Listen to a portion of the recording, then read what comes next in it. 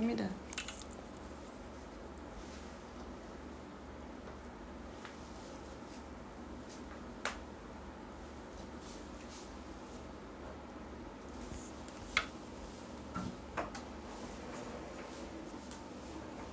Boa noite, tudo bem com vocês? Vou esperar um pouquinho, minha convidada já chegou. Vocês estão me ouvindo bem? Eu ia pôr meu fone, vou fazer sem fone, gente. Boa noite, boa noite, boa noite. Deixa eu marcar aqui um minutinho para vocês ir entrando. A doutora Gisele já entrou, eu já vou chamar ela pra gente conversar. E boa noite, boa noite, boa noite. Doutora Cláudia. Gente, eu tô com essa cara inchada aqui. Eu gravei o curso do planejamento previdenciário o dia inteiro, ontem e hoje. E uma enxaqueca que acabou de passar nesse segundo. Graças a Deus. Mandem corações pra avisar o pessoal, porque essa... Doutora Tânia Knorr, tudo bem? Quanto tempo, minha mentoranda? Eu ia pôr meu fone. Vocês estão me ouvindo bem? Manda um joinha pra mim, porque tava sujo de gloss que a Maria Laura...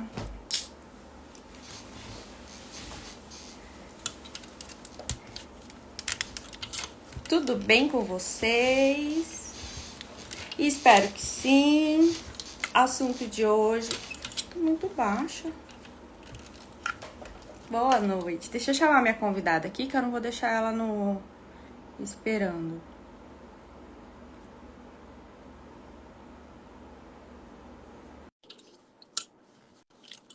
Ai, agora eu tô melhor. Oi! Olá, boa noite. Boa noite, Tudo pessoal. bem? Tudo bem? Tudo bem, Juliana? Tudo. Você tá linda com um carão na tela. Não sei por que o Instagram tá fazendo isso de Eu vez vou, em eu quando. vou chegar mais para trás, porque eu tava assim, quando eu fiz o teste, eu tava parecendo menorzinha, agora eu tô enorme. Deixa eu Você tá empurrar se meu vendo? telefone. Tô. Agora melhorou, né? Já tá vendo mais meu Melhorou. rostinho. Melhorou. Gente, o pessoal tá entrando ainda. Tô dando boa noite. Tô muito feliz que você aceitou meu convite. Muito feliz mesmo. Tenho muita admiração pelo seu trabalho. Vou passar a palavra para a doutora se apresentar. Para quem ainda não conhece, acho que eu falei tanto no meu Telegram, mas gostaria que a doutora se apresentasse. Tá com você a palavra. Tá bom, obrigada. Muito obrigada pelo convite, Juliana. É um prazer poder estar aqui conversando com você hoje. Para quem não me conhece, eu me chamo Gisele Lemos Kravchichin, eu sou advogada, especialista em direito previdenciário. Eu atuo nas três áreas do direito: previdência complementar, regime geral e regime próprio.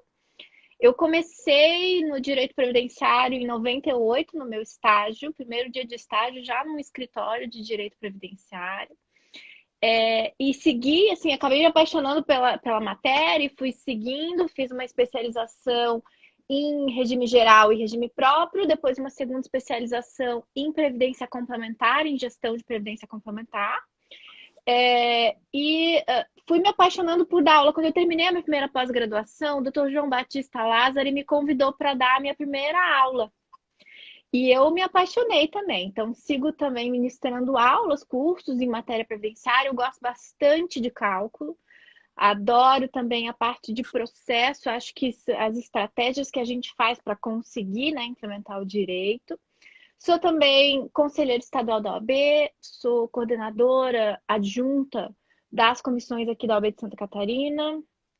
Sou, deixa eu ver, diretora de atuação judicial do Já te vi IBDP desde atuando em 2013. grandes tribunais. E é um prazer, assim, poder trabalhar em prol do segurado, nas repercussões gerais, nos repetitivos, nos representativos de controvérsia, que a gente sabe que estão, na verdade, sendo as soluções ou os problemas, né? Mas as respostas finais que a gente está tendo em matéria previdenciária. Então, desde 2003, o IBDP me deu a honra de poder participar dessas discussões dos tribunais superiores, e isso tem sido um aprendizado para mim e eu tenho a agradecer também ao IBDP por essa oportunidade, né? Deixa eu ver.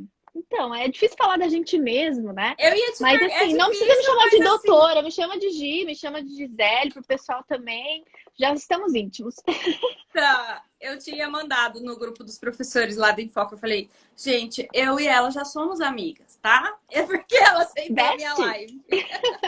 Olha, deixa eu te falar uma coisa. Olha que chegou ontem aqui que eu comprei Ai, e que eu não bom. sabia que era desse tamanho. Gente, já dei uma folheada aqui, Dr. Lázaro, que também tá aqui. Tem um outro cravo xixinha aqui, cravo Que é meu xixinha, pai. acertei. É Ah, meu teu pai? pai. Uhum, meu pai.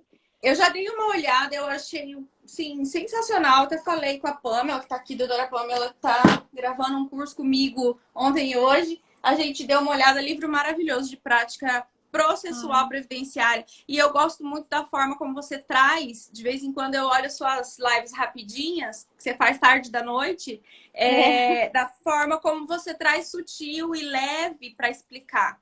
Então, por isso também te convidei e apesar de admirar quando a gente já tá, eu atuo com direito previdenciário há 10 anos também, mas a maioria do pessoal que tá aqui também não, você tem o quê? Desde 98, né? A É, gente não então fala tá um não, né? pouquinho, não conta. É 10 anos também.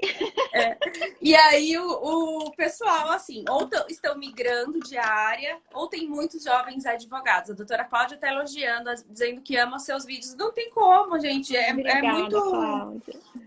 Muita clareza para temas um pouco pesados, mais densos, né? A princípio, gente, eu tinha chamado a doutora Gisele para fazer essa live, que eu queria falar sobre auxílio acidente, sobre um tema que está para ser julgado e que é um tema que a gente enfrenta. Eu enfrentei muito esse problema aqui no TRF1, especialmente em Cuiabá, com essa questão de aonde está ou não está o indeferimento da autarquia, por falta de conhecimento, entendo eu, e eu acho, eu tô na expectativa desse tema. Ela falou, vamos esperar julgar para falar sobre isso. Eu volto e a gente fala sobre isso daí, porque eu acho mais legal a gente conversar quando tiver o tema estabelecido pelo STJ para poder É, explicar bem para o pessoal o que que ficou definido, porque agora a gente ainda tem muitas ponderações, né? Um pouco a defesa do que o INSS entende, um pouco dos segurados, o IBDP tem a posição também lá, mas eu acho que seria legal a gente focar quando tiver a decisão para poder explicar bem qual o caminho e quais as estratégias a seguir depois do julgamento, que está previsto para o dia 25/11. Eu não sei se vai acontecer porque ele já foi reagendado algumas vezes, né? Retirado de pauta, é. recolocado em pauta, mas vamos torcer para que esse ano saia essa decisão que é tão importante. E eu assisti a tua palestra no congresso, no primeiro congresso de direito previdenciário que teve online, foi semana passada. O professor Denis estava junto, tá até aqui, mandou um beijo. Seu fã também. Somos todos fãs, nós mais jovens aí na área. Mas queríamos saber, o que eu quero saber? Você falou sobre, e isso é uma pergunta que eu recebo com muita constância, porque varia de magistrado, na esfera judicial, essa questão da aplicabilidade do cálculo na inicial ou não. Eu vi, você falou maravilhosamente sobre temas, né, que estão em tribunais superiores que a gente pode abrir mão ou não nessas questões de... Ai, tá travando, gente? Um pouquinho, mas dá para te ouvir bem. E o que para mim ficou rodando aqui. Aí eu queria saber, vamos falar sobre dinheiro, né? Que é o que todo mundo, que importa também. Não adianta a gente, questão processual, né? É muito ruim quando a gente entra na justiça e tem um problema na petição inicial ou um problema de cunho processual, como é essa questão, né? Que tem variado muito de local. Para mim tá Então, travando. para mim, Não? vocês estão me ouvindo bem? Eu vou trocar minha internet. Espera só um pouquinho. Vou pôr Tá.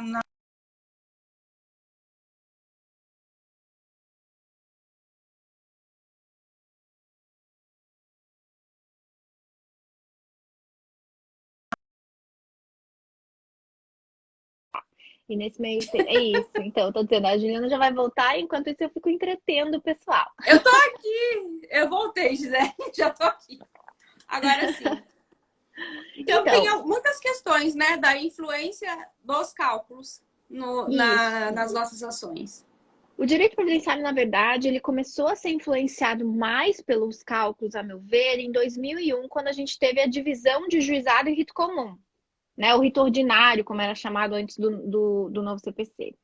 E o que aconteceu? A gente passou a ter o valor da causa como um fator importantíssimo para a definição de quem vai julgar o seu processo.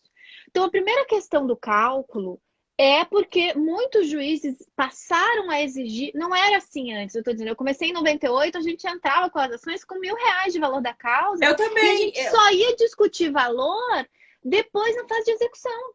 Você não Eu discutia também. cálculo, você Eu discutia colocava 12 direito. salários mínimos para fins de alçada. Exatamente, você discutia direito e daí a liquidação, o valor, a concretização matemática e financeira daquele direito acontecia na fase de execução. Agora não. E desde 2001 essa ideia foi mudando e cada vez mais o cálculo foi se tornando indispensável. A gente está se tornando, além de especialistas em direito, a gente está se tornando também especialistas em cálculo, né? Advogado Você falou que você previdenciário, assim, adora. eu adoro. É Então, uma mas é que eu sorte. comecei com revisional. Então, a gente não fazia no escritório que eu trabalhava, a gente não fazia naquele momento, hoje em dia a gente faz muito, mas naquele momento a gente fazia só revisional, a gente não fazia matéria de fato.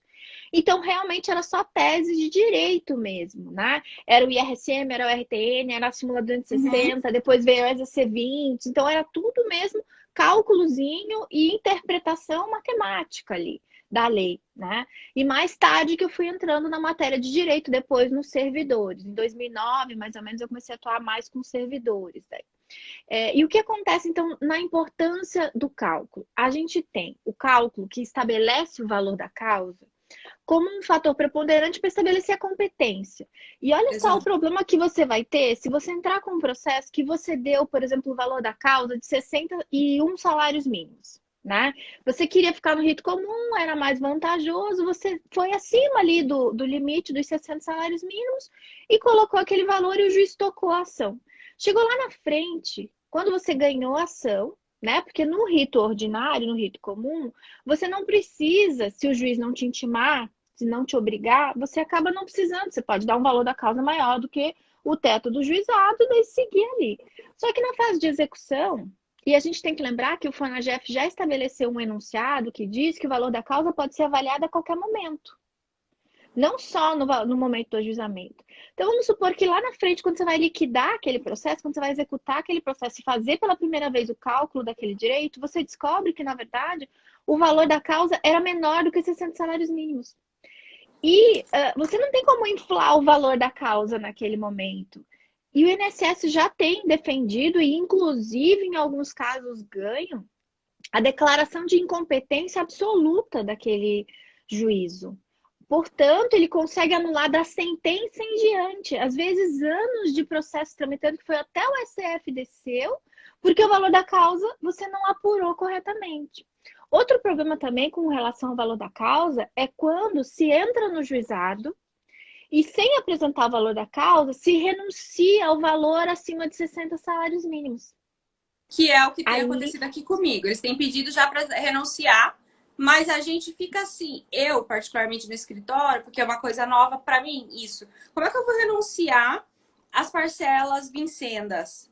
Se a gente não sabe o período que vai demorar, e o que eu questiono ali com o pessoal do escritório nós vamos, a gente entra para ganhar, mas e se o laudo não for positivo? E se?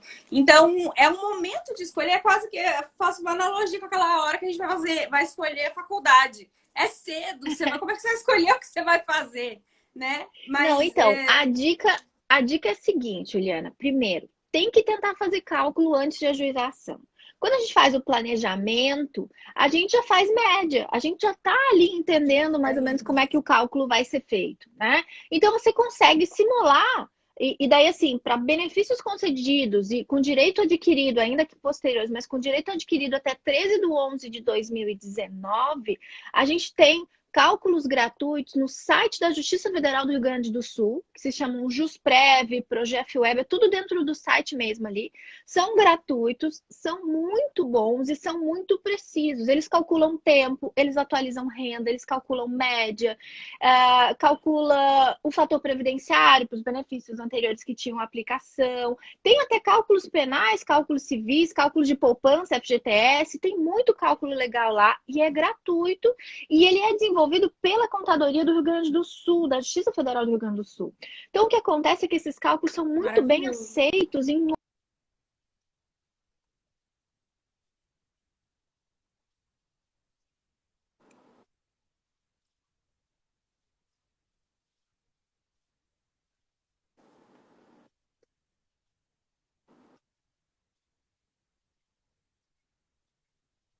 Eu sabia que eles iam pedir para você repetir, porque essa dica é de ouro. Eles.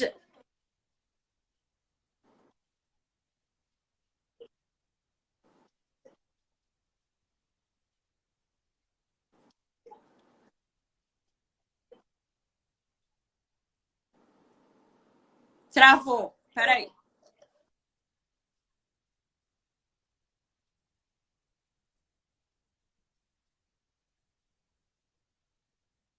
Tá travando pra você?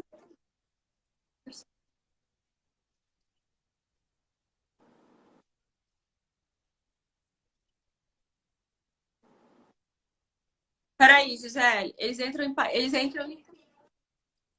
em parafuso aqui que tá sem som. Tá sem som e travou, tá sem som e travou. Tá sem som e travou? Eu tô. Ai, agora travou. Esse melhorou. Deu? Tá Deu. me ouvindo? Tô. Agora tá me ouvindo? Tá. Tô. Então, não, e isso sem contar que antes de começar a live, eu falei pra Juliana, a minha luz acabou, eu vou fazer no escuro, porque eu tenho internet e tenho bateria, eu vou fazer no escuro. Tá com som, não? Vocês É estão me que ouvindo? então, eu tô te ouvindo. Acho que já voltou. É que elas Tá. demoram um pouquinho pra. Ah, Voltou. então tá, é a mensagem. Então tá. www.jrs, de Justiça Federal do Rio Grande do Sul.jus.br. E lá tem uma calculadorazinha, você clica ali e você vai ter que fazer um usuário, uma senha, mas não é que nem o EPROC ali. Qualquer pessoa poderia fazer, até o segurado, pode fazer um contador, pode fazer ali. Você faz esse usuário e senha, você vai ter uma senha então para entrar nesse sistema, e esse sistema tem um monte de cálculos disponíveis. Dei uma fuçadinha lá, que é muito bom. Inclusive, o JusPrev 5 é o que faz cálculo de renda e de tempo. E o JusPrev 3 é o que faz cálculos de evolução de renda e de execução, inclusive. E esses cálculos são muito bem aceitos na justiça porque são de uma fonte, entre aspas, oficial, né? Então, assim, sempre que eu uso a planilha, eu não tenho problema com a aceitação. Agora, qual é o problema? Ele ainda não atualizou para as novas regras, para as regras pós-emenda.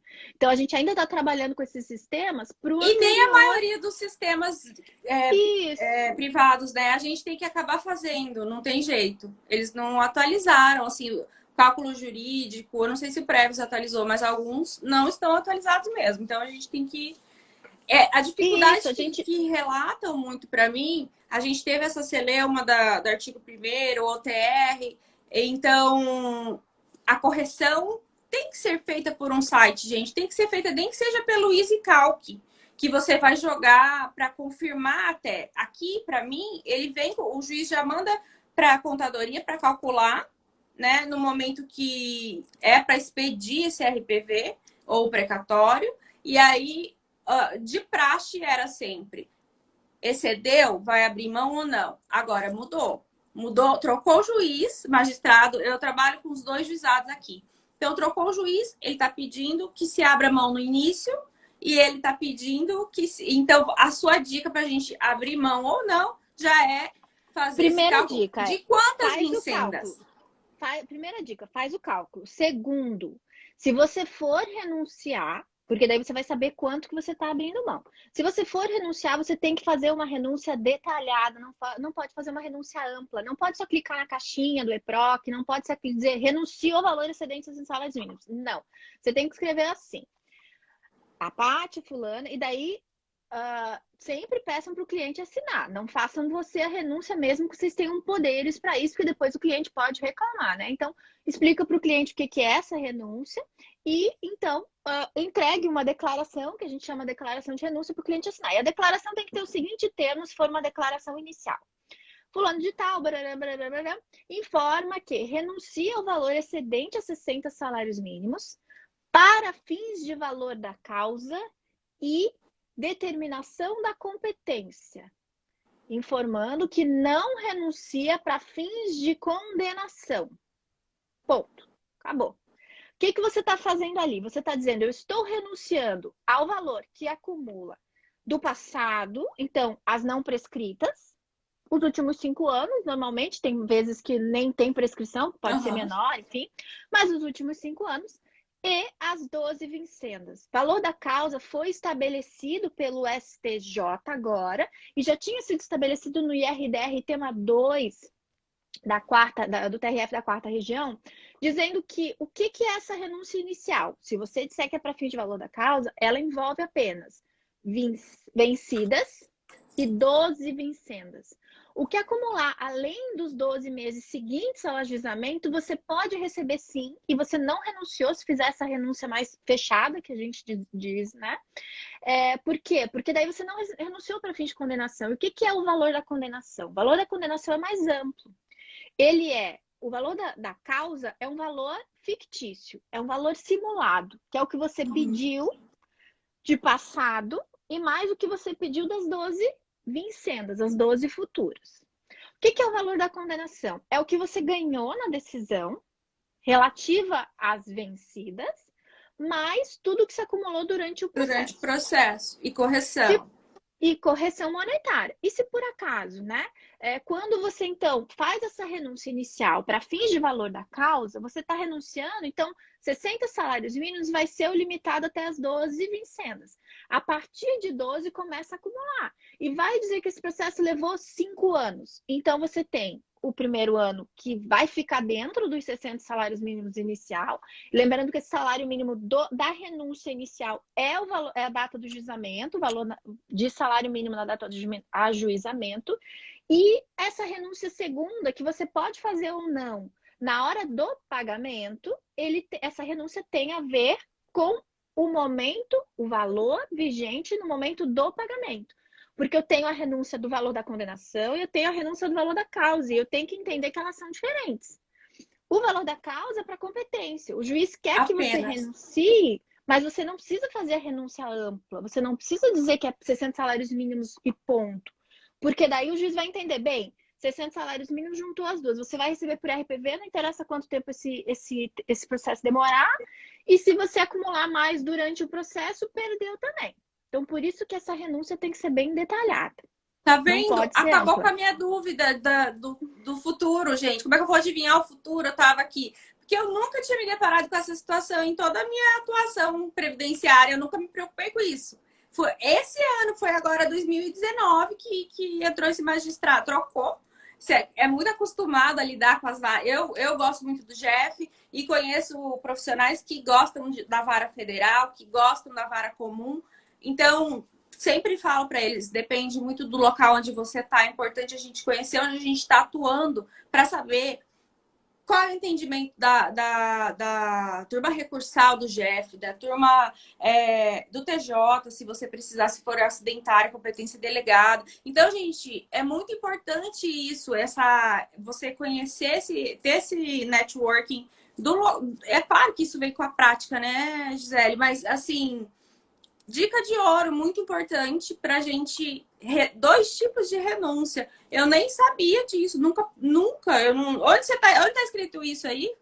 No Fonagef? Agora não. Agora ele tá escrito no tema 1030 do STJ, mas não exatamente assim. Onde tem isso bem detalhado, que vocês vão entender o que é renúncia para fins de valor da causa, o que é renúncia para fins de valor da condenação, tá no tema do IRDR 2 do TRF da 4ª região. E por que esse tema surgiu? Vou dizer que eu também, Juliana, dependendo da causa, eu gosto mais do juizado, dependendo da causa, eu gosto mais do rito comum. E naquele caso específico lá do RDR, até foi de um processo meu do escritório, em que o meu cliente, porque era servidor público e tinha um risco grande na ação, a gente queria ficar no juizado. E a gente apresentou um termo de renúncia para fins de valor da causa, e a juíza falou o seguinte: não, eu altero de ofício esse valor da causa, porque eu quero incluir as parcelas da aposentadoria dele para o futuro. E eu não aceito a renúncia porque a soma das 12 vincendas por si só já representa mais do que 60 salários mínimos. Então, eu não aceito essa renúncia. Daí a gente foi a gente fez o IRDR para dizer não, renúncia, se a parte renunciou, não tem essa de não aceito. O direito é dele, o dinheiro é dele, ele renuncia se quiser, porque o direito de litigar no juizado mediante renúncia ou de acordo com o valor da causa, ou de litigar no juizado comum, é uma escolha da parte. Porque envolve risco, envolve custo, envolve benefício, envolve vários detalhes que a parte tem direito de escolher. Se ela apresentou a renúncia, o juiz tem que aceitar. Isso foi estabelecido. E daí ali também o doutor Ricardo, que foi o relator, o desembargador relator daquele tema, foi bem cirúrgico explicar esses detalhezinhos, assim, que a gente levou no tema para fazer a fundamentação do direito à renúncia, e ele conseguiu colocar isso na tese firmada. Quando isso chegou no STJ, agora foi publicado agora, até não sei se já foi publicado, foi decidido, eu tenho a tese aqui, eu posso passar. Para quem quiser, inclusive, o modelo, eu vi que o pessoal está pedindo. Eu tenho um Telegram, então, como não dá para compartilhar por aqui, nem pelo Instagram, eu vou botar no meu Telegram e vou Pode te mandar mandar também, Juliana. com a Para sua você autorização encaminhar eu para o migro. pessoal. E eu também tenho um grupo de Telegram, para quem quiser entrar, eu vou disponibilizar lá o modelo da renúncia para fins de valor da causa e também um modelo de renúncia para fins de valor da condenação, para fins de Gente, é o pagamento. IRDR2, o TRF4, tá? É isso mesmo, Isso tá? mesmo. Vocês estão perguntando muito isso. Doutora Gisele Arrasa. Assim, eu não vou responder perguntas, gente, porque eu preciso ouvir o que ela tá falando também, eu tô aprendendo aqui. Não, e daí, assim, o que é legal da renúncia é a gente sempre tomar o cuidado, como eu falei, de ser feita pelo cliente. Por isso que é interessante muitas vezes a gente fazer o Eu sempre cálculo, usei termo à mão. né? Eu faço tudo à mão. Não só a assinatura. Eu faço ele escrever, mesmo com quem tem dificuldade, gente. Talvez não precisasse tanto rigor, mas eu gosto sempre que eles façam à mão. Eu tenho um modelo pronto, que é digitado e entrego para ele o que eles têm que escrever. É praticamente o mesmo entendimento, né? Porque você está abrindo mão do dinheiro, de um valor em nome de outro. E claro, como patrono, no entanto, quando o dinheiro surge, aparece, as coisas mudam, né? E às vezes, assim, o valor da causa é bem grande, né? Então, assim, eu já tive ações previdenciárias que deu 200, 300, acho que a maior que eu tive deu 400 e poucos mil reais de atrasados. Foi uma ação que demorou muito tempo, era uma ação de aposentadoria especial, que o benefício era no teto. Então, assim, pensa se eu tivesse renunciado amplo no início, sem tomar o Imagina. cuidado de fazer aquele detalhamento, né? E receber por precatório, daí vem outra dica. Para quem quiser o link do meu Telegram, tem no meu Instagram. Depois é só entrar lá, que tem no Linktree ali. Link Tem na bio. link na bio. Então, outra dica com relação à renúncia que a gente tem que cuidar. Desde 2016, para fins de pagamento, nem todo mundo precisa renunciar para receber por RPV. O que aconteceu em 2016? A gente teve a criação da parcela super preferencial, que no caso dos juizados federais vai até 180 salários mínimos para quem é maior de 60, para quem tem doença grave prevista em lei ou para quem é pessoa com deficiência que tenha essa documentação. Então, o que acontece? Antes a gente trabalhava sempre assim, bem, para fins de valor da causa, então no início da ação, eu vou renunciar para saber se é o juizado ou se é o rito comum que vai decidir. Depois, quando eu chego na fase do pagamento, na fase da execução mesmo, da liquidação, posso ou não renunciar para fins de receber por RPV ou por precatório. RPV é mais rápida, mas está limitada a 60 salários mínimos. O precatório é mais valor, né? Ele é mais vantajoso economicamente. No entanto, tem que ser ele expedido até 31 de julho, né? Isso, até 1º de julho, 1º de julho, para valer para o ano seguinte, senão ele só vai ser pago dali a 2 anos. Ainda que o precatório da União não atrasa. Quando a gente está trabalhando com estados e municípios, a gente tem a questão também do atraso dos precatórios. Mas no caso da União, eles pagam certinho. Só que eles pagam ou no ano seguinte ou dali a 2 anos o valor. Só que o que acontece? Coloca o Insta dela para fazer. Nesse caso, o que acontece? A gente precisa saber que se a pessoa é maior de 60, ela tem outra opção. Ela pode dizer, não, eu não renuncio, eu quero receber por precatório, mas eu quero que o meu precatório leve em consideração a parcela super preferencial. E daí por RPV. Isso, que daí divide até 3 por RPVs. RPV.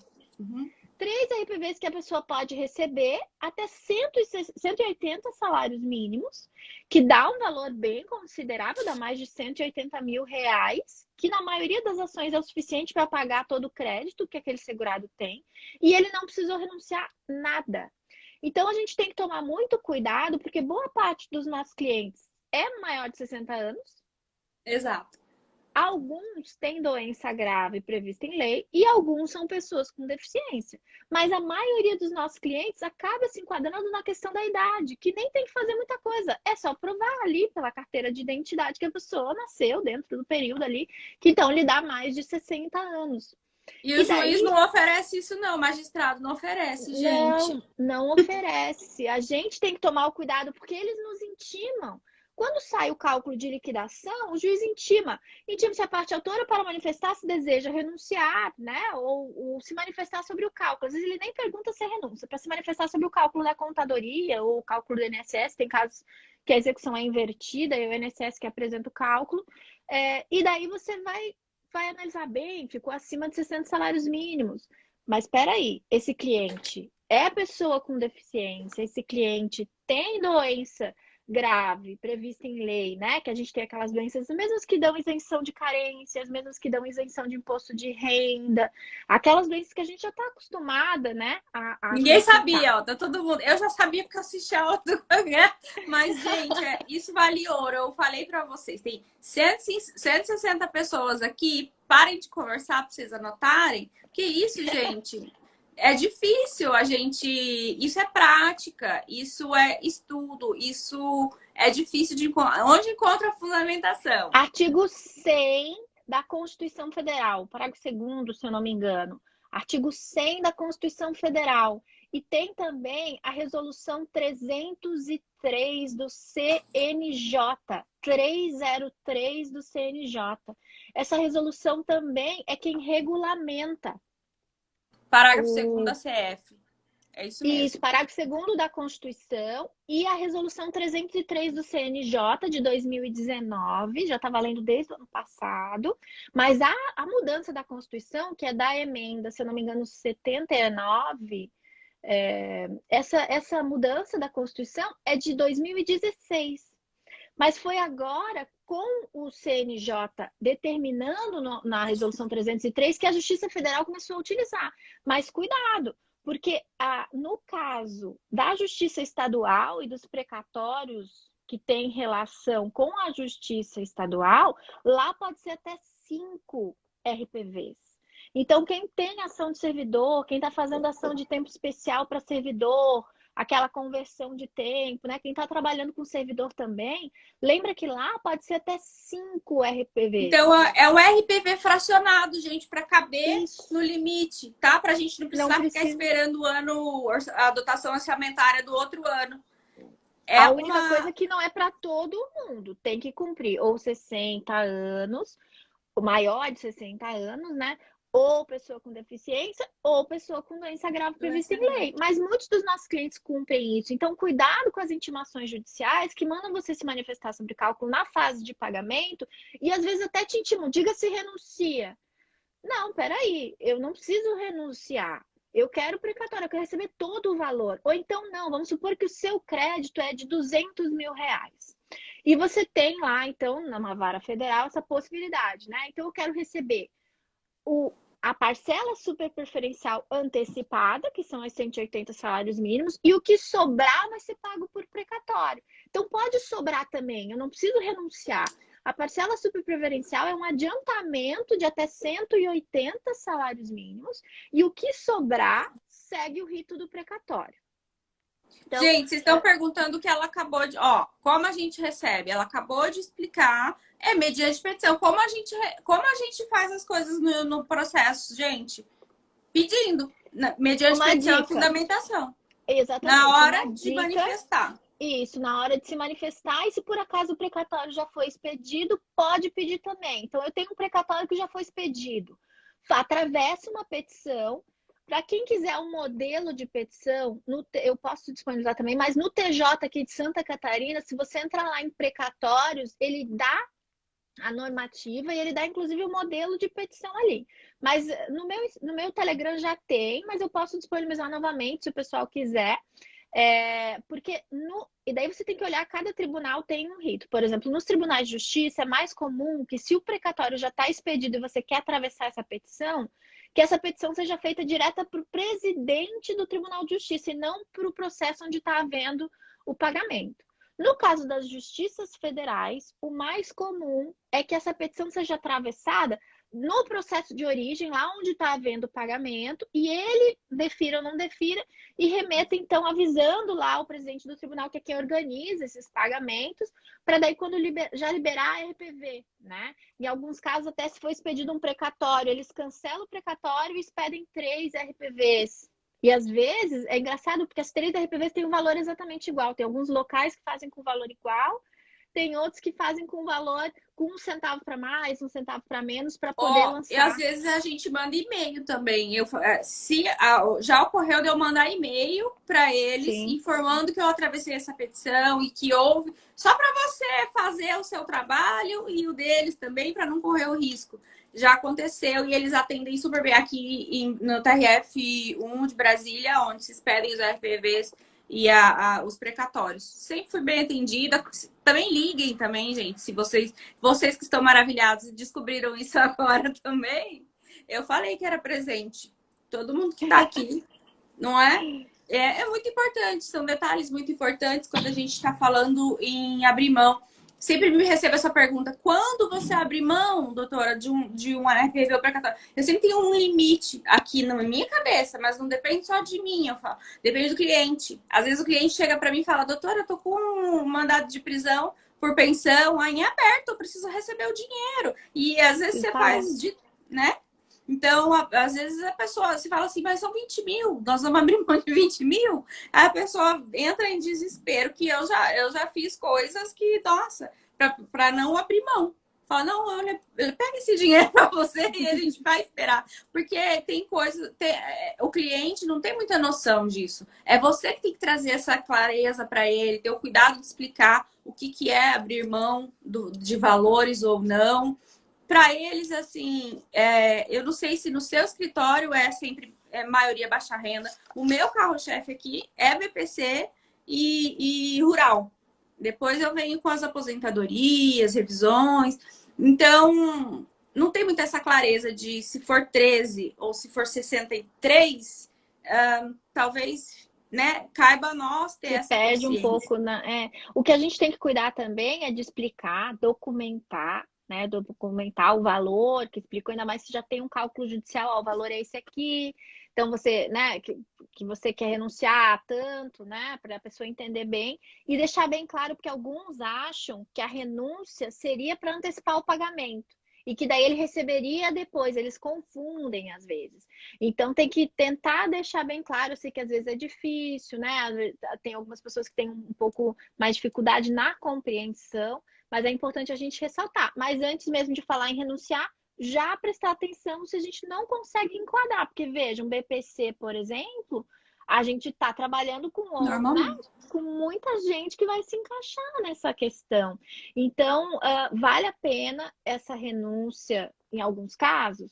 Acaba valendo se a pessoa é nova ou não, né, ou não se enquadra nas regras e o valor é pequeno. Tem casos que a gente renuncia? Tem. Mas depois de 2016, diminuíram muito os casos de renúncia. Para fins de valor da causa, daí sim, daí eu tenho vários casos que a gente renuncia. Agora, para fins de pagamento mesmo, tem que analisar com muito cuidado para ver se a gente não consegue salvar aí esse valor, porque, como você falou, tem gente, ainda mais nesse momento que a gente está vivendo, essa situação global, que tem gente passando necessidade, que perdeu o emprego, né? Que a família, às vezes, tinha mais gente colaborando com a renda familiar. Então, às vezes, agora é só a pessoa aposentada que mantém aquela família. Isso também traz alguns probleminhas, né? Às vezes A eles estão Previdência Lu tá desesperados. perguntando se está no seu livro essas Tem, dicas. essas dicas estão lá, sim. Inclusive, modelos tem também. E a gente Tem vai modelos de passar. peças, vou vender aqui. Modelo de peça processual. Já olhei os quadros resumos, eu amei. Achei super, super pragmático, assim, bem direto. Que bom. Gente, é Aí, aquele preste livro que você atenção não. que tem um material complementar que fala de servidores também. Preste atenção para acessar o material complementar, que tem uma senha ali para vocês acessarem no site. Tem bastante material complementar legal também que dá para usar.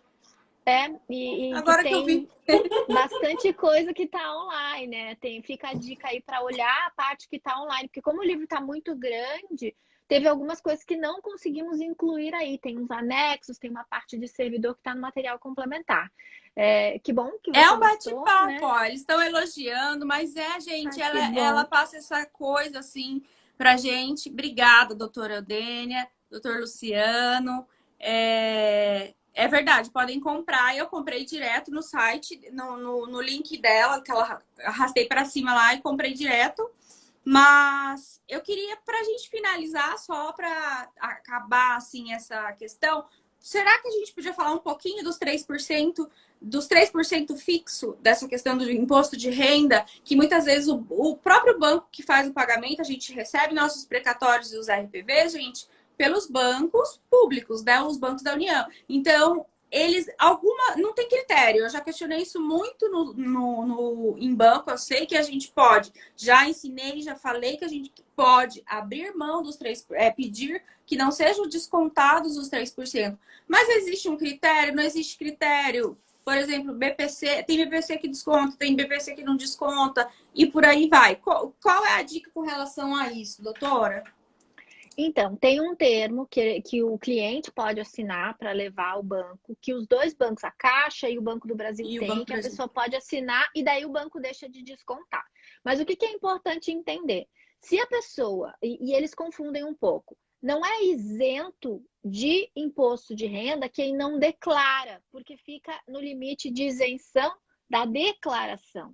Quem recebe por mês menos de R$ 1.900 não significa que seja isento do imposto de renda, significa que ele está dentro de uma faixa que não tem que fazer a declaração e não tem o desconto, mas se ele receber acima, ele teria que fazer.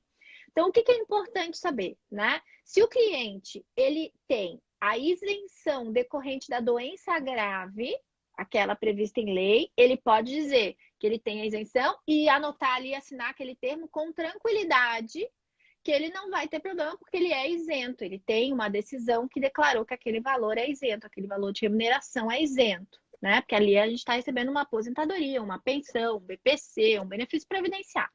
Então, se ele tem uma doença, ele pode ter aquele benefício isento. Se ele não tem, é importante, né, que ele faça o desconto dos 3% e faça a declaração no ano seguinte por rendimentos recebidos acumulados.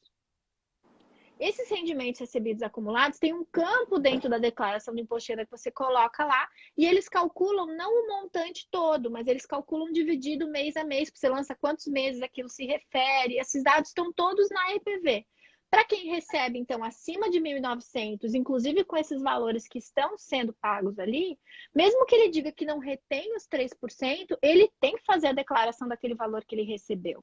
Então, quem recebe um salário mínimo, quem o benefício foi de um salário mínimo, esse é mais tranquilo, porque a parcela dele fica dentro dessa parcela que não paga. Mas tem gente que recebeu um salário mínimo da ação, mas que na verdade ela é só uma complementação, uma revisão de um benefício que ele já recebe. Então, essa pessoa ela tem que reter os 3%, para daí, então, fazer o ajuste anual, que é quando ele vai declarar no ano seguinte a esse recebimento, até abril, né, que é a regra normal, até abril, ele faz a declaração incluindo esses valores. valores. Por isso que aqui no escritório, quando o cliente recebe, a gente junta o comprovante do banco, né? Ou ele, quando sacou no banco, a gente avisa, e a gente manda para ele por e-mail, por WhatsApp ou por correio, uma cartinha explicando: olha, você tem que declarar esse valor. Esse valor que você declara, no caso da Caixa, se você recebeu na Caixa, o CNPJ que você vai declarar é o do banco, não é o da Previdência. Se você recebeu do Banco do Brasil, o CNPJ que você vai declarar é o do Banco do Brasil, não é o do INSS. E daí você tem que fazer no RRA, que é o recebimento de valores acumulados. Então, tem alguns detalhezinhos que a gente manda ali numa cartinha para o cliente Vai ficar para gravado. explicar que ele tem que fazer a declaração. E daí uma dica para os colegas que são que têm escritório PJ e que estão incluídos no Simples. O Simples, que foi estendido à advocacia, né, numa legislação mais recente, eu acho que é desde 2015, se eu não me engano, que a gente tem acesso ao Simples. Nesse caso, a gente precisa informar que a gente tem Simples e que a gente também não vai ter retenção de imposto de renda, porque o escritório também não tem que ter retenção de imposto de renda se ele participa do Simples. Daí, o que você vai juntar? Você vai juntar a comprovação do seu CNPJ que faz parte do Simples. A gente faz isso ali no nosso escritório. A gente pede para o juiz mandar fazer a transferência e a gente junta explicando: olha, o meu escritório é do Simples, eu estou pedindo na PJ, na pessoa jurídica, né? E a pessoa jurídica não pode sofrer retenção. No caso do cliente, eu junto o termo, se for o caso de isenção por causa de doença, eu junto o laudo e peço para não haver retenção. No banco, a mesma coisa, você pode usar a mesma declaração ali que o banco fornece para fins de ser isento ou não. Mas tomar o cuidado também, porque essa declaração de isenção, se é do cliente, o cliente é que tem que assumir o risco daquela declaração, porque na maioria dos casos eles entendem como isento o que não é isento. Quem está dentro da faixa dos R$ 1.900, mais ou menos, que é o limite, ele não é isento de imposto de renda. Ele só não recebeu renda suficiente para pagar. E daí, por isso, a necessidade de fazer a declaração e verificar se com esses atrasados, ele acaba ultrapassando o limite dos 1.900 e ele teria que pagar o valor. Então, é importante que quem ganha uma ação, principalmente quem ganha valores mais vultuosos numa ação, que retenha os 3% e que no ano seguinte faça a declaração com todos os detalhes para não correr. É importante informar o cliente. Eu aprendi isso a duras penas porque eu recebia ligações no ano seguinte ou de contador, especialmente se a renda mensal é mais alta, né? Quase próxima ao teto. Daí o RPV ou precatório foi um pouco mais alto. Entrava em pânico no outro ano e daí o contador entrava em contato comigo: eu preciso que você faça o recibo dos seus honorários para bater, porque senão vai ficar... E aí, infelizmente, a gente tem que ter alguém que entenda dessa parte no escritório ou aprender a fazer, não tem jeito. E lembrando que a alíquota ela não varia, né, doutora Gisele? Ela é... Não, ela é fixa. Contra a fazenda é sempre 3% imposto de renda, tá? Às vezes me questionam isso, as pessoas ficam um pouco perdidas. Mas tá isso lá na lei dos juizados e da... Não sei nem que lei. E daí ele vai, na verdade, ver se ele tem como receber de volta esses 3%, ou se ele tem que pagar mais quando ele fizer o ajuste. Às vezes ele tem a retenção agora e ele recebe de volta no ano seguinte, quando ele comprova que, na verdade, ele não tinha que ter pago, porque o limite dele estava dentro. Mas às vezes ele diz: não, ó, você pagou 3, mas na verdade ainda falta um pouco. O programa faz o cálculo. Aqui uma pergunta: a nota fiscal de contratuais retidos será expedida para o banco ou para o cliente? Para o cliente. Os contratuais é para o cliente. A sucumbência é para o réu. Quem paga a sucumbência não é o cliente. Por isso a gente não emite nota fiscal para o cliente do valor pago de sucumbência. Agora, aquilo que é contratual, que é retido do valor principal, você emite em favor, né, do cliente, e ele pode usar na declaração de imposto de renda dele ali. É isso mesmo. A gente fica com a nossa parte e eles ficam com a parte deles. Não tem jeito. E o que vale a pena, às vezes, é juntar o contrato na ação e pedir a separação, para que esse momento de pagamento já ocorra. Você faz no escritório? faço. Todos os Destaque? meus ali é com destaque. Eu não tenho Não tem problema pagamento. Eu já tive um problema tão grande que eu fiquei traumatizada. O processo estagnou por mais de 2 anos nessa discussão do magistrado achar que poderia modular isso aí em termos de contrato particular, né? Entre a patrono e cliente. E isso foi-se embargos e virou tudo que você puder imaginar. E o cliente ficou lá a ver navios também. Então, eu tenho muito medo ainda. Doutora Karen, se acalme. Eu sei que é muita coisa nova.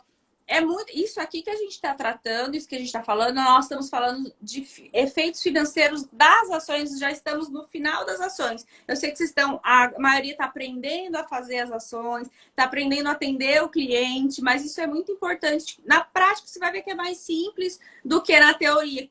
Como é novo, parece que a gente fica maluco, assim como quando saíram as regras de transição e as portarias que a gente acorda, dorme sem, acorda com.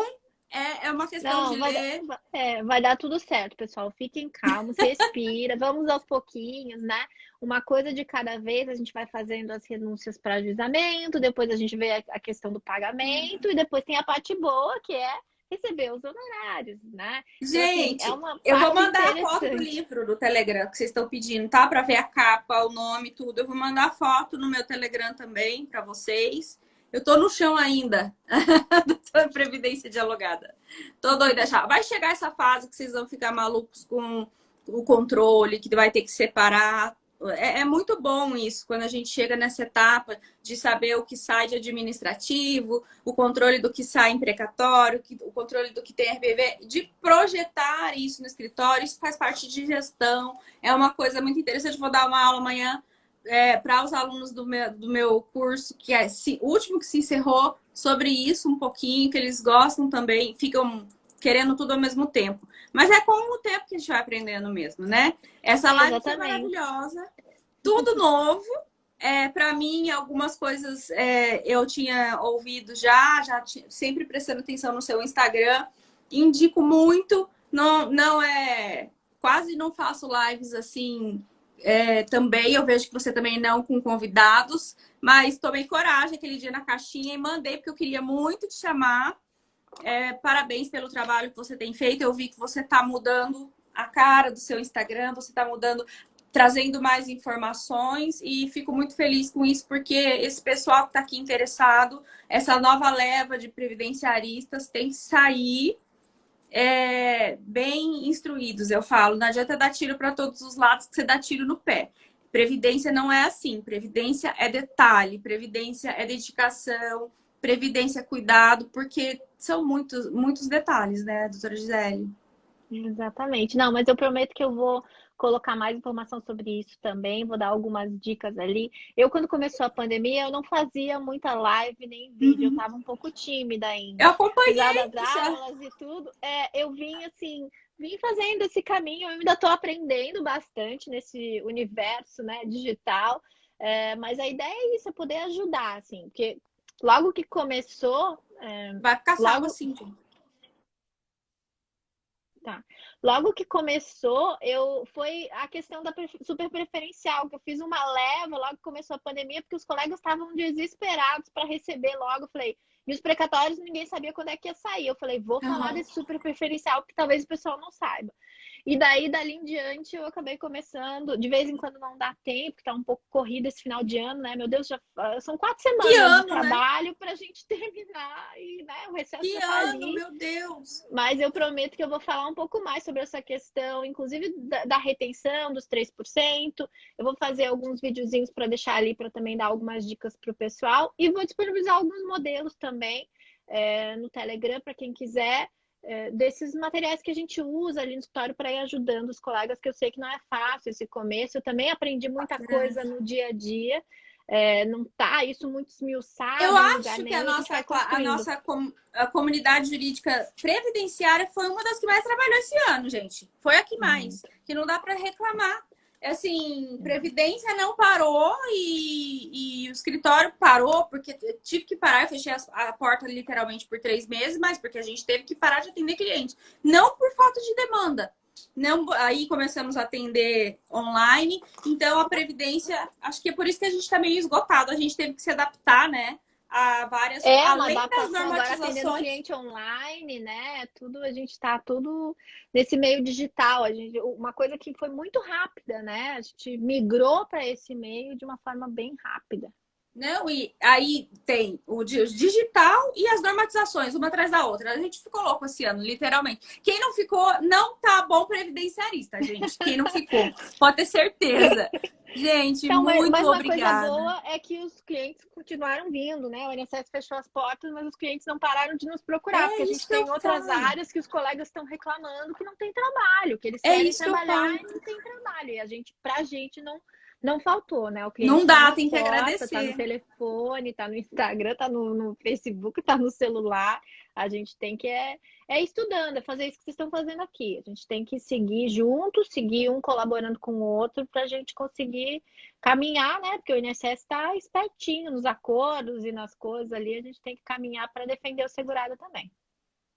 Não tenho a sensação, doutora Natasha, que a Justiça Federal atua pelo INSS, não. Apesar de estarem ali equiparados no. Mas não tenho, não. Depende muito do magistrado, depende muito do entendimento do magistrado, depende muito da gente, né? Da nossa forma de traduzir a necessidade do cliente, porque lembrando que eles estão atrás de um. Eles estão ali, né? No púlpito ali, eles não têm o tete a tete com o cliente, então eu trago o máximo possível da vivência, com fotos, com tudo que for possível. Eu acho muito importante nas petições iniciais e falo para eles colocar a impressão que se tem. Se ele manca, se ele é cego, se ele vive em situação de penúria, eu coloco mesmo para tentar trazer isso. Não pode se copiar, colou previdência, que você não vai ser bem sucedido. Você vai sentir no final que as ações não vão ser procedentes, porque as pessoas não têm o conhecimento que a gente tem em termos de segurado, né? Que é a grande massa, eu falo, é baixa renda. Claro que temos servidores federais, claro que temos mas assim, quem mais procura advogado, que não sabe, pelo menos dos colegas que eu conheço, eu não sei, o seu escritório, eu ia te perguntar isso no começo da live, é um escritório gigante, grande, médio, quantos Não, colaboradores? nós somos em 6 estagiários, 3 funcionárias e 6 advogados.